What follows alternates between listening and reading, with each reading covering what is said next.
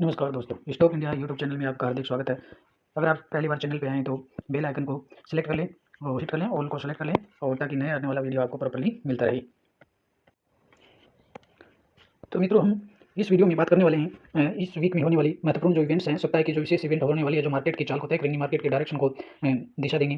तो ये जो वीक चल रहा है, अभी संडे से जो वीक स्टार्ट हो रहा है 31 अक्टूबर से लेकर के 4 नवंबर तक की जो महत्वपूर्ण इंटरनेशनल जो घटनाएं होने वाली हैं, उनके बारे में हम यहाँ स्टडी करेंगे। तो ये जो सभी महत्वपूर्ण ये जो वीक है बहुत ही महत्वपूर्ण, बाजार की दृष्टि से बहुत ही महत्वपूर्ण होने वाला है, जिसमें कुछ बहुत ही बड़ी इवेंट्स होने वाली हैं, जिसमें एफओएमसी है, बीओई का है, एमपीसी है, आरबीआई की बैठक है। तो ये महत्वपूर्ण जो इवेंट्स होने वाली हैं वो बाजार की डायरेक्शन को तय करेंगी और फुल 7 डे जो मार्केट के वीक हेड होंगे, वो महत्वपूर्ण जो भी विशेष इवेंट होंगे उनकी चर्चा हम इस वीडियो में करने वाले हैं। तो मित्रों, सबसे पहले चलते हैं हम हमारे गूगल होम पेज पर चलते हैं।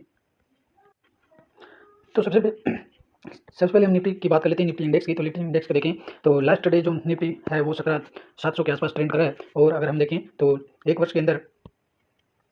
इस वर्ष के अंदर निफ्टी में बिल्कुल भी मूवमेंट नहीं है, और जहां इस वर्ष की शुरुआत में था वही निफ्टी आज भी ट्रेंड कर रहा है। और मोर देन देखें तो मोर देन अगर 1 ईयर का देखें, निफ्टी का 1 ईयर चार्ट देखें तो आज भी निफ्टी में एक साल के पीरियड के अंदर निफ्टी में कोई भी हलचल नहीं है, और मात्र ये आज भी निफ्टी जहां पहले 1 साल पहले हुआ करता था वहीं पे आज ट्रेंड कर रहा है। और निफ्टी को दिशा देने के लिए तो हमारा जो निफ्टी है वो यूएसए मार्केट को फॉलो करता है, और यूएसए मार्केट की जो महत्वपूर्ण जो इवेंट्स हैं जो नवंबर के इस वीक में होने वाली हैं, तो उनकी जो महत्वपूर्ण जो इवेंट्स हैं उनकी चर्चा हम इस वीडियो में करने वाले हैं।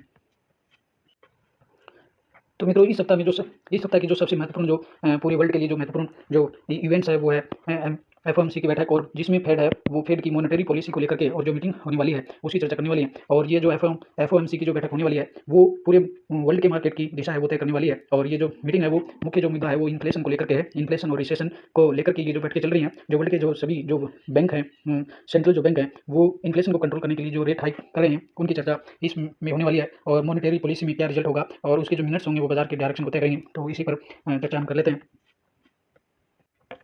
फेडरल ओपन मार्केट कमेटी, ये मित्रों हम इसको एफओएमसी के नाम से जानते हैं, जिसका फुल फॉर्म है फेडरल ओपन मार्केट कमेटी। तो ये जो अमेरिका का जो फेडरल बैंक है, सेंट्रल जो बैंक है, उसकी जो कमेटी होती है, तो वो ये कमेटी है वो इन्फ्लेशन के मुद्दे को सोल्व करने के लिए और जो रेट जो हाइक करती है, इंटरेस्ट जो रेट है वो हाई करती है, और इंटरेस्ट जो रेट है उसकी जो हाई करने का जो पावर है वो एफएमसी के पास आती है। और एफएमसी की जो अपकमिंग डेट्स हम देख रहे हैं, 1 और 2 नवंबर को ये बैठक होने वाली है, FMC meeting 2 day meeting press conference. और ये जो मीटिंग होगी वो 1 से शुरू होगी, 1 नवंबर को शुरू होगी और 2 दिन चलेगी। 2 नवंबर के इसके डिसीजन कॉन्फ्रेंस होगी, जिसमें इसका रेट हाइक का डिसीजन लिया जाएगा।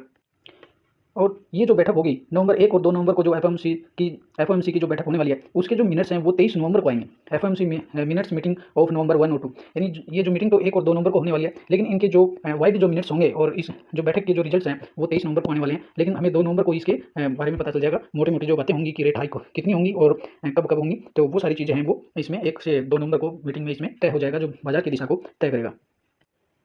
अगर हम अब तक फेड के रेट हाइक्स की जो टाइमलाइन देखें तो इन्फ्लेशन को कंट्रोल करने के लिए और जो फेड है जो रेट हाइक्स करता है वो अब तक 4 बार हाइक की जा चुकी हैं। मई 22 से पहली बार किया था जिसमें 50 बेसिस बढ़ाई गई थी, और जो फेडरल फंड जो रेट है वो 1% के आसपास चली गई थी। और जून 22 में 75 बेसिस पड़ी, और जुलाई 22 में 75 बेसिस, और 21 सितंबर जो को बढ़ाई गई थी जो वो भी 75 बेसिस पड़ी। और फिलहाल हम देखें तो जो फेडरल फंड जो रेट है वो 3.25 के आसपास चल रही है। और जो अभी जो 1 और 2 नवंबर को जो बैठक होने वाली है उसमें इसका महत्वपूर्ण एजेंडा ये रहेगा कि जो फेडरल की जो फंड रेट जो चल रही है, फेडरल जो रेट चल रही है वो 3.25 चल रही है। तो ये जो 3.25 है इसको बढ़ा करके, और अब की बार 1.5 बेसिस की चर्चाएं चल रही हैं, तो 1.25 रेट है वो बेसिस की बढ़ाई जाएगी। और ये इसलिए चला है, ये चर्चा इसलिए है क्योंकि जो फेड का जो टारगेट है वो इस साल के 2022 के अंत तक जो इंटरेस्ट जो रेट है उसका जो टारगेट है वो 4 से लेकर के 4.25 तक माना गया है, कि यहाँ एफओएमसी जो बैठक है उसकी इन्फ्लेशन को कंट्रोल करने के लिए और इस 2022 के एंड तक उनका जो टारगेट है वो 4% से लेकर के 4.25% तक रहेगा। इसलिए प्रेजेंट में अगर देखें तो प्रेजेंट जो रेट चल रही है वो 3.25 चल रही है। तो इसमें लगभग ये तय माना जा रहा है कि अब की बार जो रेट सही होगी वो 1.25 की हो सकती है, क्योंकि जो इन्फ्लेशन के जो डेटा हैं वो काफ़ी बढ़ रहे हैं और इन्फ्लेशन का जो है अभी भी कंट्रोल में नहीं आ रही है। इन्फ्लेशन जो है वो अभी भी यूएसए में 8% से ऊपर चल रही है। तो ये जो 8% का आंकड़ा एक बड़ा आंकड़ा है, और इसको कंट्रोल करने के लिए जो रेट्स है वो 4 से लेकर के 4.25 के दायरे में लाना जरूरी है। और ये कब तक करना है, ये फेड है वो 2020 के एंड तक, नहीं दिसंबर 2020 के एंड तक करना चाहता है। तो इसलिए 1.25 की रेट है वो हाइक्स हो सकती हैं। अगर हम बात करें एफओएमसी मीटिंग की, मीटिंग टाइम्स की बात करें तो अमेरिका के टाइम के अनुसार 2 बजे के आसपास मीटिंग होगी। FOMC meeting minutes meeting of November 1 और 2 को होगा, और इसके जो डेटा हैं वो रिलीज होंगे 23 नवंबर को होंगे। अगर हम फेड के फंड रेट्स की देखें तो इसमें इन्फ्लेशन जो रेट है अभी वो 8.20 के आसपास चल रही है और ये सितंबर 22 का रेफरेंस है। सितंबर 22 के डेटा के अनुसार अब तक अमेरिका में वो जो रेट है वो 8.22 की चल रही है और ये जो रेट है वो इसके इन्फ्लेशन की जो रेटें चल रही हैं वो काफ़ी बढ़ी हुई है और इसका एक बड़ा कारण है अनएम्प्लॉयमेंट जो रेट है, बेरोजगारी की जो दर है वो अभी भी अमेरिका में 3.5% बनी हुई है और ये भी सितंबर 22 का आंकड़ा है। और इंटरेस्ट रेट की देखें तो प्रेजेंट जो इंटरेस्ट रेट है वो सितंबर 22 में जो 21 सितंबर को चौथी बार जो रेट हाइक की गई थी, चौथी जो रेट हाइक हुई थी वो 21 सितंबर को हुई थी और प्रेजेंट में वो बढ़कर के 3.25 के आसपास चल रही है। तो ये जो तीन जो आंकड़े हैं, तीन जो डाटा हैं बहुत ही बाजार के लिए बहुत ही महत्वपूर्ण है। एक तो अमेरिका में इन्फ्लेशन जो रेट है वो बहुत ही बढ़ी हुई है, 8.2 के आसपास चल रही है और अनएम्प्लॉयमेंट बेरोजगारी दर 3.5% के आसपास है। इंटरेस्ट रेट है वो 3.25 के आसपास चल रही है। तो ये बाजार के लिए एक महत्वपूर्ण आंकड़े हैं और ये 2 नवंबर को जो फेड की मीटिंग होगी इसमें यही जो इन्फ्लेशन रेट का जो हाइक होगी इसी का एक ये बड़ा एक आंकड़ा होगा।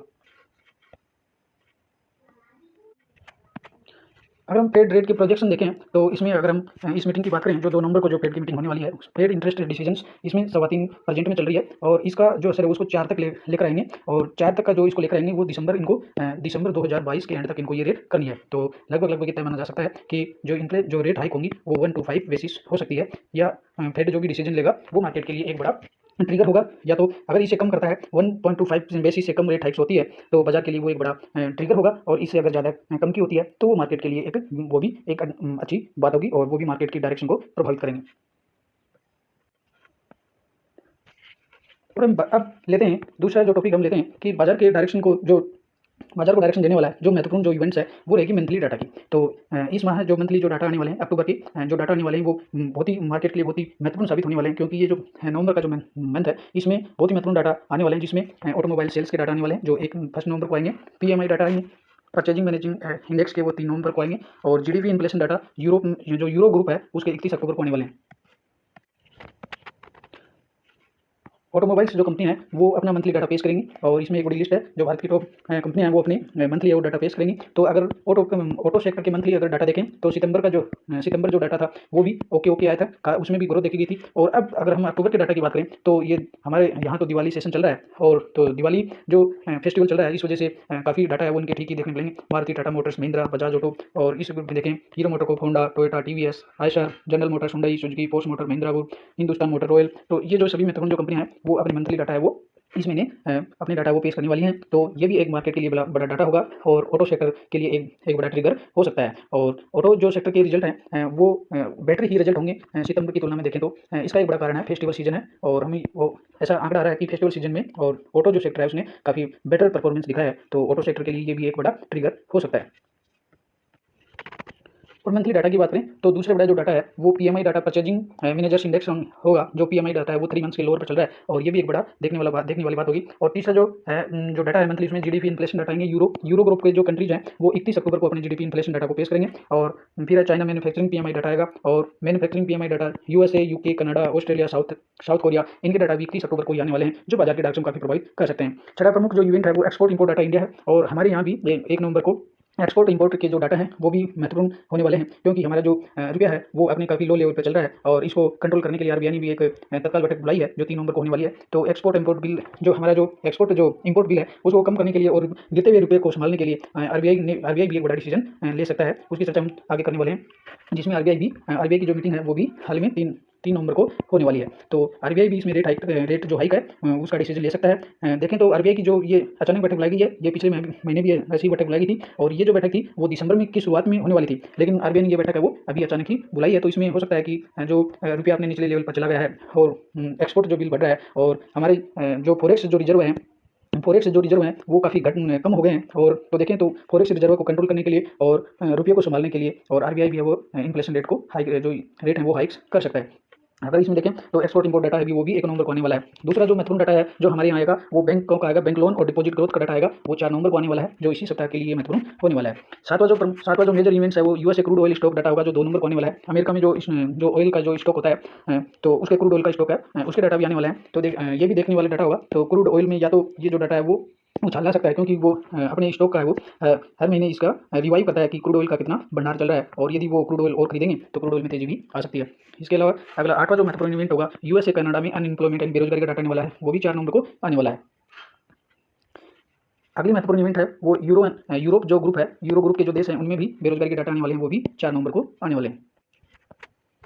और इसमें मंथली डाटा में सबसे लास्ट इसमें है 10वां जो महत्वपूर्ण इवेंट जो होने वाला है वो है FAO का फूड एंड एग्रीकल्चर जो ऑर्गेनाइजेशन है वो अपने फूड प्राइस इंडेक्स डाटा को डाटा आने वाले हैं, तो ये भी बाजार के लिए महत्वपूर्ण साबित होने वाला है। तो इस लिहाज से देखें तो मंथली डाटा में कुल मिलाकर के ऑल वर्ल्ड देखें तो कुल 10 महत्वपूर्ण डाटा आने वाले हैं, 10 प्रकार के महत्वपूर्ण डाटा आने वाले हैं जो बाजार के डायरेक्शन को तय करने वाले हैं, जिसमें फेड और RBI की मीटिंग से वो एक महत्वपूर्ण डाटा हमारे लिए हो सकता है। अब इस सप्ताह की तीसरी बड़ी जो इवेंट है जो महत्वपूर्ण जो बाजार के लिए होगी वो मार्केट जो रिजल्ट सेशन चल रहा है हमारे यहाँ Q2 रिजल्ट का सेशन चल रहा है। तो Q2 रिजल्ट के सेशन की बात करें तो रिजल्ट के साथ साथ इस वीक में कम से कम 4 से 5 कंपनियों के IPO भी आने वाले हैं जो बाजार को प्रभावित करेंगे, और Q2 रिजल्ट का सेशन चल रहा है ये भी बाजार के लिए ट्रिगर होगा। तो अगर देखें तो 31 अक्टूबर को L&T है, भारतीय एयरटेल है, टाटा स्टील अपने रिजल्ट पोस्ट करेंगे, और 31 अक्टूबर को ये IPO खुलने वाला है, डेक्स सिस्टम का IPO होगा जो 31 अक्टूबर को ओपन होगा, और 1 नवंबर को सन फार्मा, वोल्टास और टेक महिंद्रा अपने रिजल्ट पोस्ट करने वाली हैं। इसी के साथ है अडानी पोर्ट है, UPL है, नेरोलैक पॉइंट है, जो इंडेक्स की भी महत्वपूर्ण इसमें इस सप्ताह 4 से 5 ऐसी कंपनियों के नंबर आने वाले हैं जो इंडेक्स में भी, निफ्टी इंडेक्स में भी अपना महत्वपूर्ण वेटेज रखती हैं।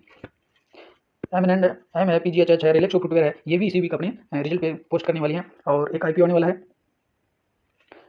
इसी वीक एक दूसरा IPO आएगा जिसमें फ्यूजन है, माइक्रो फाइनेंस है, और इसका जो इन दोनों कंपनियों का IPO है वो भी 2 नवंबर को ओपन होने वाला है। 3 नवंबर की अगर बात करें तो हीरो मोटो है, HDFC है, और अडानी विलमार है, इंडिगो पेंट है, अडानी इंटरप्राइजेज है जो निफ्टी का इंडेक्स का हिस्सा है, और ब्लू स्टार है। तो ये महत्वपूर्ण कंपनियां हैं जो अपने 3 नवंबर को अपने रिजल्ट है वो पोस्ट करने वाली हैं। अब हम बात करें 3 नवंबर को ही, तो 3 नवंबर को 2 महत्वपूर्ण कंपनियों के IPO आने वाले हैं जो बहुत ही महत्वपूर्ण साबित हो सकते हैं। एक बीकाजी फूड इंटरनेशनल, और ये बीकाजी फूड इंटरनेशनल है वो अपने यहाँ राजस्थान का ब्रांड है, और इसके जो सभी ने खाएंगे बीकाजी नमकीन्स है और बीकाजी के रसगुल्ले हैं वो काफ़ी फेमस हैं, तो ये भी अपने IPO लेकर प्राइमरी IPO लेकर आ रहे हैं। और एक मेदांता जो हॉस्पिटल ग्रुप है उसका भी एक IPO आने वाला ग्लोबल हेल्थ के नाम से, और इस तरह से ये कुल मिलाकर के 3 नवंबर को भी 2 IPO ओपन होने वाले हैं। बात करें 4 नवंबर को, तो 4 नवंबर को टाइटन है, TVS मोटर है, सिप्ला है अपने रिजल्ट पोस्ट करने वाली है, और 5 नवंबर को 2 महत्वपूर्ण जो बैंक अपने रिजल्ट पोस्ट करेंगे, SBI है और BOB है। तो ये जो रिजल्ट सेशन चल रहा है वो भी मार्केट के डायरेक्शन को तय करेंगे कि महत्वपूर्ण जो कंपनियां हैं वो अपने रिजल्ट Q2 के रिजल्ट है वो काफ़ी ठीक स्थिति में देखने मिल रहे हैं, तो ये भी मार्केट के लिए एक ट्रिगर साबित हो सकते हैं। और अगर हम डॉलर रुपये की बात करें तो रुपये भी अभी कोई इसमें विशेष सुधार नहीं आया, अभी डॉलर में है वो तेजी है वो चल रही है। तो डॉलर इंडेक्स की तरफ देखें तो अभी भारतीय जो रुपया है वो कमज़ोर स्थिति में चल रहा है, और इसी के जो रुपया है और उसके जो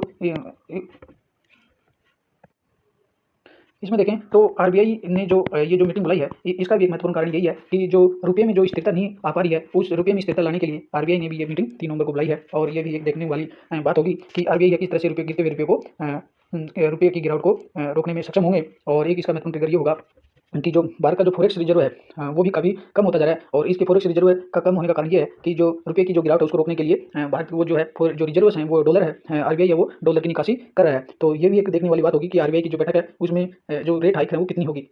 तो ये सभी जो मुख्य जो ट्रिगर हैं हमारे बाजार के लिए, निफ्टी के लिए काफ़ी, तो इस सप्ताह